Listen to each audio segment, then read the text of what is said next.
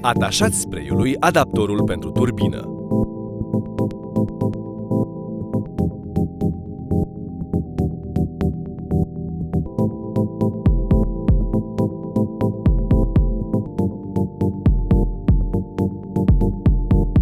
Înainte de începerea procesului de ungere, extrageți freza din turbină.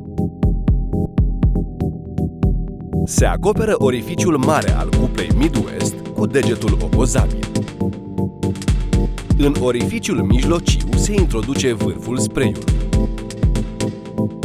Se apasă puternic pe ambele orificii și, în același timp, pe spray, până când uleiul iese curat pe partea pensei.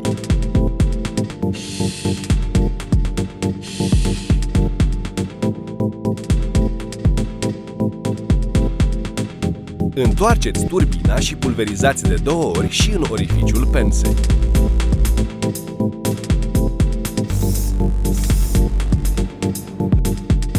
Turbina se lasă cu capul în jos într-un pahar cu material absorbant timp de circa 12 ore pentru o ungere cât mai bună a rulmenților. După 12 ore, conectați turbina la unitul dentar și acționați pedala turbinei timp de 30 de secunde.